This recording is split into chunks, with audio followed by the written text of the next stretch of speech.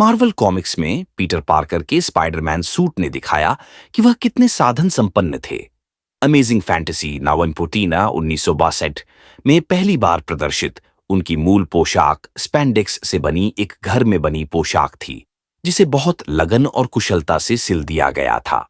दशकों के दौरान पीटर ने वेब शूटर और विशेष सूट के साथ अपने उपकरणों को उन्नत किया, लेकिन मूल रूप से कपड़े पर आधारित रहा, जो उनके आम आदमी के चरित्र को दर्शाता था। अमेजिंग स्पाइडरमैन मिया 529 2006 में पेश किया गया आयरन स्पाइडर सूट भी टोनी स्टार्क द्वारा तैयार किया गया एक यांत्रिक चमत्कार था।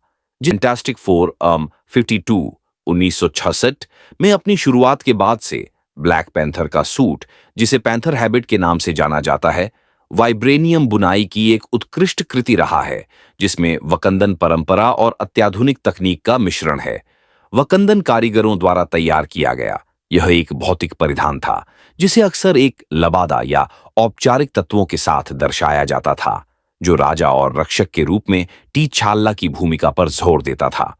उन्नत होते हुए भी ब्लैक पैंथर वर्ल्ड 1 1968 जैसी कॉमिक्स में सूट एक मूर्त वस्तु थी, जिसे अनुष्ठान के तौर पर पहना जाता था, न कि नैनो तकनीक का उत्पाद। Black panther suit black panther 2018 में नैनो हो गया, जहां शूरी ने एक वाइब्रेनियम नैनाइट संस्करण पेश किया, जिसे एक हार में रखा गया था, जो एक विचार के साथ साकार हो गया।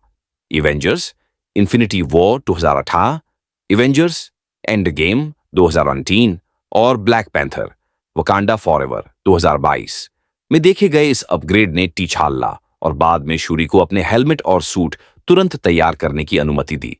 पैंथर हैबिट का नैनोटेक रूप व्यावहारिक होते हुए भी कैप्टन अमेरिका सिविल वॉर 2016 में दिखाई गई गंभीरता को कम करता है, जहां टीछाल्ला का भौतिक सूट उसे और भी प्रभावशाली बनाता था।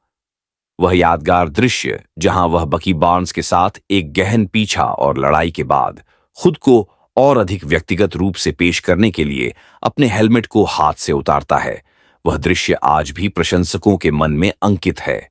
चरण 6 में शायद एवेंजर्स सीक्रेट वॉर्स में एक भौतिक हेलमेट के साथ वाइब्रेनियम बुनाई वाले सूट की वापसी एक अच्छा स्पर्श होगा। कॉमिक्स में हैंक पिम का एंट मैन सूट, जिसे पहली बार टेल्स टू एस्टोनिश 27 1962 में देखा गया था, एक भौतिक पोशाक थी जिसमें साइबरनेटिक संकेतों के माध्यम से चींटियों को नियंत्रित करने के लिए डिजाइन किया गया एक हेलमेट था। स्कॉट लैंग को यह सूट विरासत में मिला और इसकी यांत्रिक सुंदरता बरकरार रही। हेलमेट एक भारी भरकम कीड़े जैसा डिजाइन एक प्रमुख विशेषता थी, जिसे हाथ से पहनना पड़ता था और इसमें पिम पार्टिकल तकनीक लगी थी। एंट मैन का nanotech helmet Ant Man and the wasp 2018 में पहली बार दिखाई दिया, जिसमें एक वापस लेने योग्य फेस प्लेट था, जो सहजता से दिखाई और गायब हो जाता था। यह चलन इवेंजर्स एंड गेम 2019 और Ant Man and the wasp Quantumania 2023 में भी जारी रहा, जहां स्कॉट का हेलमेट नाटकीय वन लाइनर्स के लिए वापस मुड़ जाता था, एक ऐसा विकल्प जिसकी प्रशंसकों ने सूट के अपने नियमों को तोड़ने के लिए आलोचना की। उदाहरण के लिए आकार बदलने के लिए एक सीलबंद हेलमेट की आवश्यकता। शुरुआत में मार्वल की एक पूरी तरह से अलग हेलमेट डिजाइन का उपयोग करने की योजना थी। इसके बारे में सब कुछ यहां पढ़ें।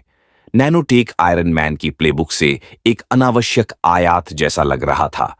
एंट मैन का सूट अपने रेट्रो लगभग भद्दे आकर्षण के साथ खिलता है, जैसा कि एंट मैन 2015 में देखा गया था, जहां स्कॉट को एक महत्वपूर्ण क्षण में हेलमेट पहनने में कठिनाई हुई थी। नैनोटेक हेलमेट अपने तुरंत चालू बंद प्रभाव के साथ अजीब लगता है और कभी-कभी सूट के तर्क को चुनौती देता है। एंट मैन के यांत्रिक हेलमेट को भविष्य में प्रदर्शित होने के लिए पुनर्स्थापित करने की आवश्यकता है। जेनेट वैन डायन मूल वॉस्प ने टेल्स टू एस्टोनिश 1967 में एक कपड़े की पोशाक और एक हेलमेट के साथ शुरुआत की, जो उनकी सिकुड़ने की क्षमताओं को और निखारता था। होप वैन डायन ने एक ऐसा ही सूट पहना था, जिसे पाइम पार्टिकल तकनीक से उन्नत किया गया था, लेकिन फिर भी वह एक भौतिक परिधान था।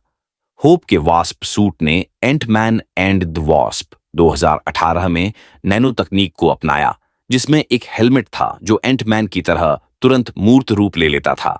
यह एवेंजर्स एंड गेम 2019 और Ant Man and the Wasp Quantumania 2023 में भी जारी रहा, जहां सूट के सहज परिवर्तन चरित्र आधारित डिजाइन की तुलना में सीजीआई सुविधा की तरह ज्यादा महसूस हुए। सैम विल्सन फाल्कन के रूप में कैप्टन अमेरिका बॉडी ऑफ 170 1960 में पंखों वाले हार्नेस और चश्मे के साथ पहली बार दिखाई दिए, जो हवाई युद्ध के लिए एक व्यावहारिक सेटअप था। Captain America symbol of truth नवंबर 1 2022 में कैप्टन अमेरिका के रूप में वकांडा द्वारा उपहार में दिए गए उनके वाइब्रेनियम सूट में एक भौतिक हेलमेट और ढाल बरकरार रही। इसमें उच्च तकनीक की तुलना में स्थायित्व पर अधिक ध्यान केंद्रित किया गया था।